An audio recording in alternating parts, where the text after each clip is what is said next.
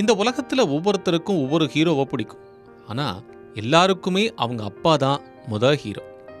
கர்நாடக மாநிலம் சிக்மகளூர் மாவட்டம் தரிகேரியை சேர்ந்த தீக்ஷிதாவுக்கும் அவரோட அப்பா சந்துரு தான் ஆல் டைம் ஹீரோ. காரணம், தீக்ஷிதாவின் படிப்பாகட்டும், அவங்களோட ட்ரெஸ் ஆகட்டும், அவளுக்கு தேவையான அத்தனையும் பார்த்து பார்த்து செஞ்சிருக்கிறாரு சந்துரு.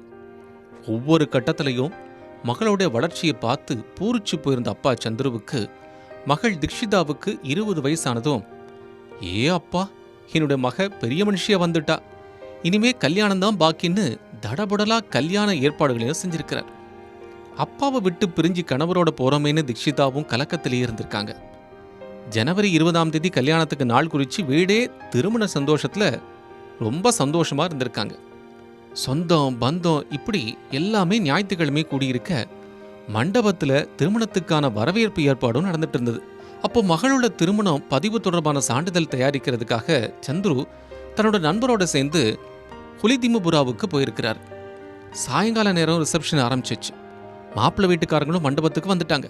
மாப்பிள்ளையும் தீக்ஷிதாவும் சொந்தக்காரங்களுடைய வாழ்த்துக்களை வாங்கிட்டு இருக்கிறாங்க. அதே நேரம் எல்லாரும் இருக்காங்க, அப்பாவை மட்டும் காணுமேன்னு தீக்ஷிதாவும் சந்துரு எங்கன்னு மனைவியும் தேடிட்டு இருக்காங்க.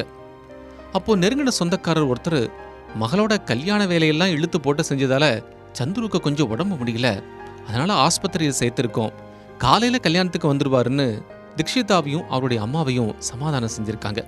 நைட்ல ரிசப்ஷன் முடிஞ்சிருச்சு. மறுநாள் காலையில கல்யாணமும் நல்லபடியா நடந்துருச்சு. ஆனா ஆசீர்வாதம் பண்ணத்தான் அப்பா சந்துரு அங்க இல்ல. தீக்ஷிதாவும் அம்மாவும் தவிச்சு போய் கேட்டப்போதான் அந்த ஷாக்கிங் செய்தியை அந்த உறவினரே சொல்லியிருக்கிறார். நண்பரோட சந்துரு பைக்ல போனப்போ விபத்து ஏற்பட்டு 2 பேரும் படுகாயமடைஞ்சிருக்காங்க. உடனடியா ஆஸ்பத்திரிக்கு கொண்டு போய் சேர்த்தப்போ சந்துரு சிகிச்சை பலன் இல்லாம ஞாயிற்றுக்கிழமையே செத்துடுறாரு. இந்த விஷயத்த சொன்னா சந்துரு இவ்வளவு அரும்பாடுபட்டு ஏற்பாடு பண்ண மகளோட கல்யாணம் தடையாயிடுமென்னு நெருங்கிய உறவுகள் அந்த விஷயத்த மறைச்சு உடம்பு முடியலன்னு போய் சொல்லியிருக்காங்க. அப்பா இறந்துட்டார்னு தெரிஞ்சதும் நொறுங்கி போன தீக்ஷிதாவும் அம்மாவும் ஆஸ்பத்திரிக்கு போய் அவரோட சடலத்தை பார்த்து கதறி இருக்காங்க.